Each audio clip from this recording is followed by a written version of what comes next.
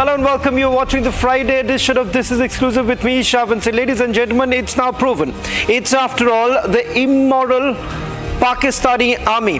They've used civilians as a human shield. Not just that. Tonight on This Is Exclusive, we also get you details of the retribution that the Pakistani army has faced for the uncalled misadventure. All this and much more on this edition of This Is Exclusive. But up first, let's take you through the headlines we're tracking at this hour. Pakistan is using civil airliners as a shield, knowing fully well that its attack on India would elicit a swift air defense response.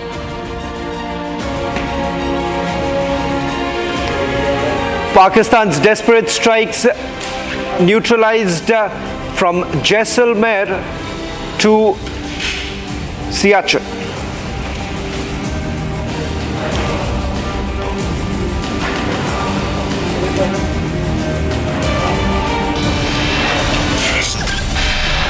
We have seen the Pakistani side targeting and shelling places of worship with a particular design. This includes gurdwaras, these convents and temples.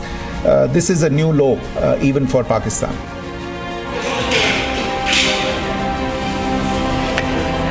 Ministry of External Affairs exposes Pakistan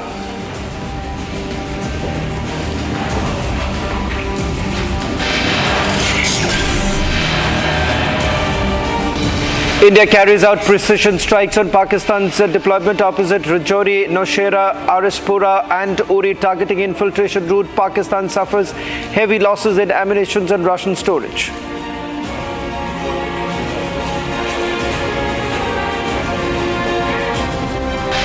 Pakistani हमले के जवाब में पाकिस्तान में 4 हवाई रक्षा स्थलों पर सशस्त्र drone launch किए गए।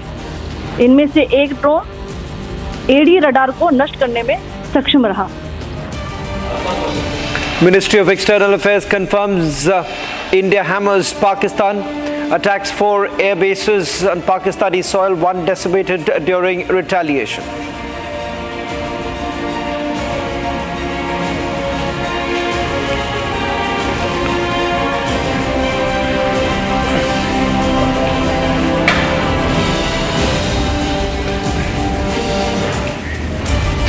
Starting this edition of This Is Exclusive with the breaking news coming in, and then we'll take you through the big exclusive tonight. First, with regards to what's happening right now in the national capital with the 3 service chiefs meeting Raksha Mantri Rajnath Singh and Chief of Defence Staff. They're all currently at the Prime Minister's residence. Remember, this has been perhaps the 4th meeting that the Prime Minister has had with the 3 service chiefs. Over the last few days, there were meetings separately that the Prime Minister has had with each of the service chief. This comes after the briefing that has just taken place, where there has been an official confirmation as to how Pakistan has been using civilians as a shield. Let me also go across to my colleague Riyanka, who's joining us from outside the Prime Minister's residence. Riyanka, this happens to be the 4th such meeting that the Prime Minister is having with the service chiefs along with the Raksha Mantri. Any more details that you're picking up? Well, this morning, as we saw, there was a similar meeting that happened at the Ministry of Defence, where all the chiefs of the 3 services and the CDS, along with Defence Minister Rajnath Singh, held a meeting. There was a review that went on in that particular meeting, and that same briefing is now going to be given to Prime Minister Narendra Modi, with the presence of the Chief of Defence Staff, as well as the 3 chiefs of the Defence Forces, as well as Defence Minister Rajnath Singh, who are all present at 7 LKM at the Prime Minister's residence at this hour. We have seen in the past as well, whenever there has been some action that has been taken against Pakistan, whether it was the first attack which had taken place at 9 spots in Pakistan, as well as in Pakistan occupied Kashmir. Then also there was a briefing which was given to Prime Minister Narendra Modi by Defence Minister Rajnath Singh, as well as the chiefs of the 3 services. Even today, when there has been already a briefing from the side of the Ministry of External Affairs as well as the Ministry of Defence. It is now the time to brief the Prime Minister, and the Prime Minister is also, as per sources, reviewing the situation and undertaking further information from the side of the army at this point to understand what strategies is the army following in order to guard the nation, because there has been several escalations that we have seen from the side of Pakistan, which India has very successfully thwarted, very successfully done last night as well. Well, thank you very much, Riyanka, for getting us the latest details. We are also getting a confirmation that the National Security Advisor was also present in the meeting. Now, let's take you through the retribution that Pakistan is facing for its misadventure. In fact, 3 Pakistani posts have been decimated by our forces. Tonight on This Is Exclusive, we'll take you through all the images of how these Pakistani posts have been decimated. This is after heavy artillery firing was actually going on along the line of control as well as the international border.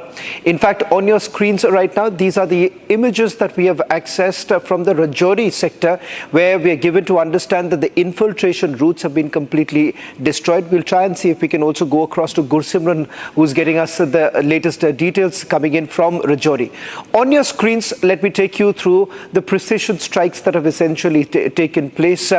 And what we are given to understand is that as a result of the heavy artillery firing along the line of control, we are seeing how India has basically targeted and decimated the Pakistani posts. In fact, there are also reports basically coming in that some of these posts have been deserted by the Pakistanis.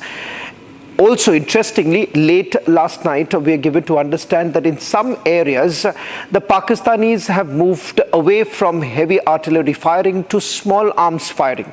Perhaps an indication that they may have run out of ammunition, while there is no official confirmation really coming in. But that's the sense that many are getting as to why suddenly would the Pakistanis really change their tact. And that too, when over the last few days, almost for over 10 days now, you've essentially had Pakistanis violating the ceasefire. In fact, it turns out that the entire line of control and the international border remains absolutely hot because of the non-stop cross-firing that's actually taking place. Now, why is the cross-firing actually taking place? We'll tell you the details. That's because Pakistan has a different plan altogether, and the plan is to carry on with the infiltration bid. The latest information that we have is that a big group of Jaish-e-Mohammed, the terrorists, were infiltrating. In fact, they were intercepted at the Samba border. 7 of them have been neutralized by the border security force. On your screens right now is one of the many Pakistani posts that have been decimated in the last 24 hours itself. We're going to take you through the other pictures that we have also got. In fact, the next picture that we're going to put out is of Samba. In Samba, remember the Jaish-e-Mohammed, the terrorists, they were basically eliminated, and at least 7 of them were eliminated. Now, let me also quickly recap before I go across to the BSF visuals that we have accessed. Now, what has happened since the Pahalgam attack actually took place? One, for a very long time, Pakistan did not know how would India really respond. They were absolutely confused. They did not know whether at all there's going to be a strong retaliation on our part, or will we just let this pass. But India has its response ready. With the precision strikes that took place 48 hours ago, Pakistan has got the answer. But that hasn't really prevented Pakistan from carrying out their usual tactics. On your screens right now, this is the tactic that Pakistanis have been using for decades put together, using terrorists as their asset, the non-state actors that they've been talking about, because that's the deniability factor that they can always use. But here, they have been caught on camera. Now, why is this entire image in black and white? That's because these are thermal imaging, which is basically, it's used by the border security force to basically protect our borders and also continue with the surveillance. Now, on your screens, you would essentially see how one of the posts were basically we are given to understand, was completely decimated. There is another third visual that we have also accessed. We're going to put that out in a short while from now. But if we can bring these two images, these two videos, you will get a clear indication as to how the Pakistani posts have been completely decimated and the message that has been sent across to the Pakistani. These are the latest images that have been accessed, exclusive videos that have been accessed by Republic TV. And the fact that as far as these details that are basically coming in, it's a clear indication of what's really happening on the ground. On the ground, India has basically hammered the Pakistani posts. Let me go back to the first visual. Now this, on your left hand side, are the visuals from Samba. On your right hand side, it is from Rajouri. In fact, it turns out that not just these two sectors along the line of control and the international border, but there are several other places where we are given to understand there has been indiscriminate firing that has been going on. In fact, they have violated at over 20 locations. Let's take the breaking news now coming in. The breaking news coming in, Pakistan has basically violated the ceasefire in 20 locations. Pakistani shelling has been aimed at multiple locations. Pakistan has violated ceasefire in 20 locations. At least 13 civilians have been killed. Over 56 Indian civilians have been injured in the shelling that has taken place. We'll go back to those visuals while I bring in my colleague Gursimran, who is getting us the latest details. Gursimran, first we will tell our viewers about the images that have been accessed, one by you and the other that we have just got a short while back. Those two images clearly show that the Pakistani posts have been completely decimated. What's the story behind? What's really happening?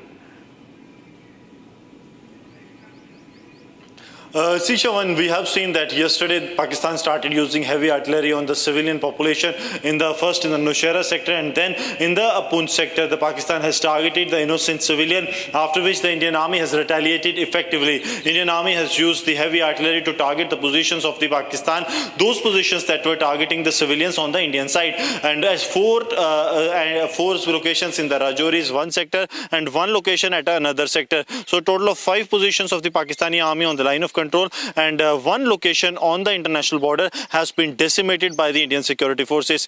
The Indian Army has decimated 4 posts that were in they were very near to the first and the second post. That is, they were in a line that all have 4 have been completely destroyed in the retaliation by the Indian Army. The visual of which are also there. This is a bunker buster missile that was used by the Indian Army to decimate the post of the Pakistani side. Because what these posts have been doing, that they were while other posts they were resorting to the post-to-post firing on the Indian Army's positions in the forward area. They were not only targeting the Indian Army positions but also the civilian population that lives way beyond the positions of the Indian Army. So it was decided that the civilians won't be allowed to be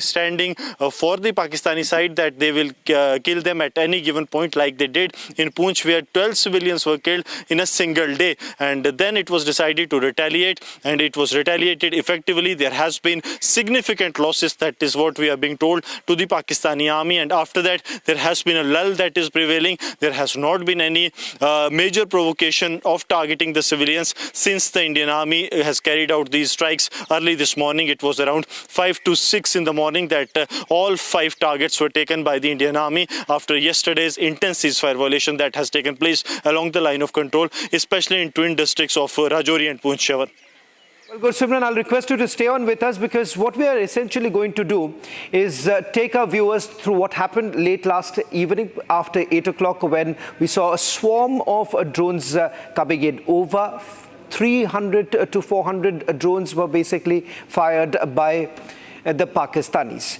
Now, how exactly was that attack of the Pakistanis really looked into?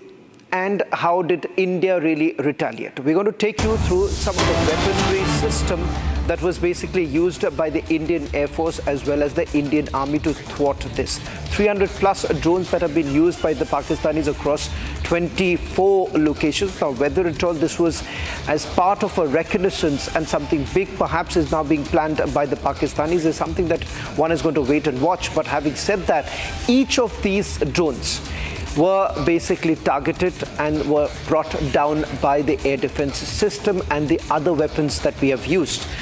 I'm going to take you through each of India's military arsenal that was basically used and how it has helped to carry out Operation Sindoor. So part of the Operation Sindoor was a wide array of the arsenal that was basically used. Let's begin with some of the missile that we are being told that was used as part of Operation Sindoor right in the beginning. That's the Scalp cruise missile, long-range air-launched cruise missile. This is basically fitted with our fighter jets and is basically used for precision strikes against high-value targets. Let's take you through the others. 100% combat ready and mostly used to destroy fortified bunkers. Now that is the reason why you've seen for most of these kind of operations, Scalp happens to be one of the favorite to have been used by the Indian Air Force. Let's take you through the next weapon that is part of our arsenal, the Hammer. It's an air-to-ground precision-guided missile system, and the Hammer too has been used in Operation Sindoor. It delivers high-accuracy strikes against both stationary as well as mobile targets. Now, important to point out here that the Hammer has a very narrow precision strike. When I say narrow, it essentially indicates that the value that it has, there is very little room for maneuvering, and that is the reason why it's precise. It's perhaps quite a difficult task to ensure that it locks the target at the same time with a very small maneuvering time. Integrated with GPS, infrared imaging and laser targeting. So it enables the armed forces to basically use it at any point in time, and whether at all it is during the day or during the night. It can be used at any point in time. Now these drones, the kamikaze drones that has been used, they are used for surveillance and target identification. Now there are some reports which is essentially suggesting that part of Operation Sindoor was the kamikaze drones that was used by India, and the strike rate almost 100%.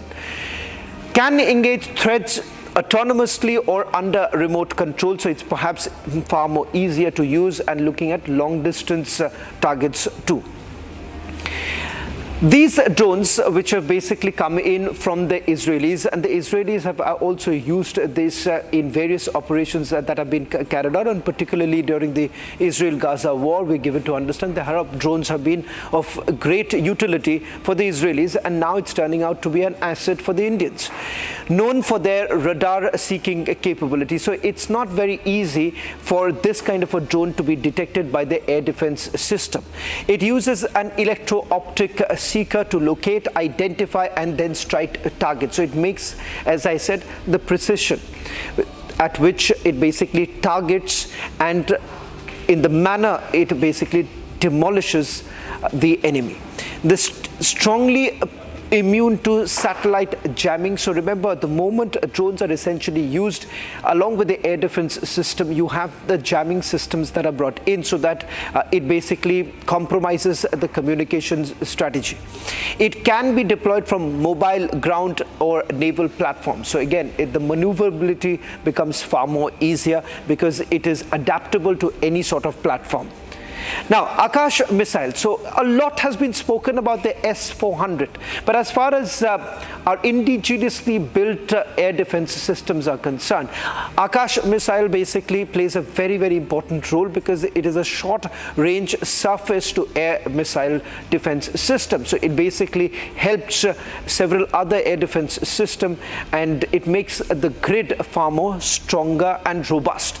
It can engage multiple threats simultaneously in group or automation mode. So that's the Akash missile. It operates at a range of about 4.5 to about 25 kilometers. It engages targets from as low as 100 meters to as high as 20 kilometers. So if you can see the wide range that it has, fully automatic, it deploys a detection to kill cycle. So that is the reason why the detection becomes far more easier and the target is clear. The last, one of the last that has been used is the L-70 guns. Now, L-70 guns was actually used yesterday as part of an effort to bring down the drones that were launched by the Pakistanis. The L-70 guns, these are basically 40mm anti-aircraft military pieces, and they've been used as part of the security grid, known for their high rate of fire. So that's the firepower. It's capable of engaging fast-moving aerial targets at low altitudes, which makes it easier when you're dealing with drones because of the range they are at. The Zu-23mm system, it's a twin-barrel anti-aircraft gun. Here, also part of that entire grid, whenever there is a drone warfare, this is all put together. You have all the defense systems being brought together. You have the twin barrel anti-aircraft used to defend static installations against low flying threats. Now that's the Zu-23mm system, which was also used late last night after the drone attacks took place. Let me also now take you through some of the details that we are getting in. Details of India's effective counter-drone operation that has been carried out, because we are given to understand that after the misadventure that the Pakistanis basically indulged in, India basically retaliated. And India retaliated using L-70 guns and various other cutting-edge counter-UAS technology that was used. Now, that's part of what we were talking about. UAS, it's the security grid, and part of it are several of weaponry system that has been used: L-70 guns, Zu-23mm guns, and the Shilka systems. These are the systems that have essentially been used to repel all the attacks that India witnessed late last evening. We are being told that there are 4 locations where India also carried out, once again, the drone precision strikes. These are essentially the air bases that have been targeted by India.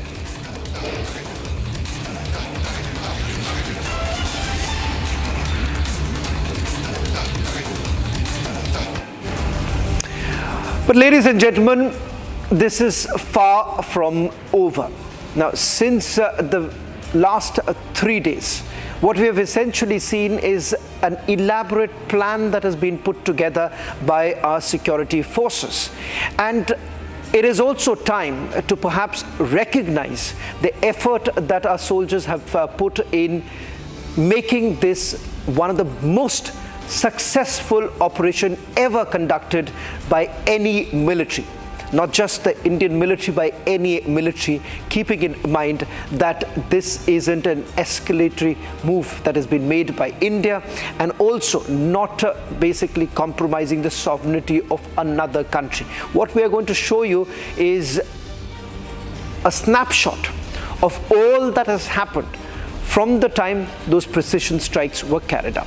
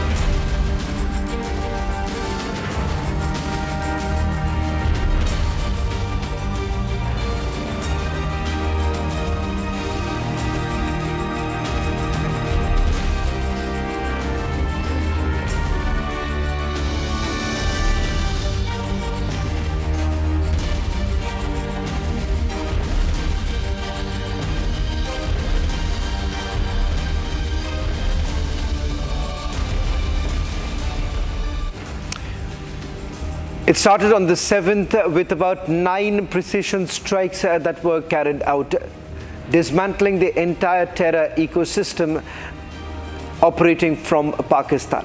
Headquarters of Jaish-e-Mohammed, Lashkar-e-Toiba, Jamaat-ud-Dawa and the Hizbul Mujahideen. Their headquarters were dismantled by the strike that was carried out. As a response, on 8th, also remember, the Pakistani air defense systems were basically neutralized in Rawalpindi and Sialkot and Lahore. We give it to understand that this was part of another retribution that India wanted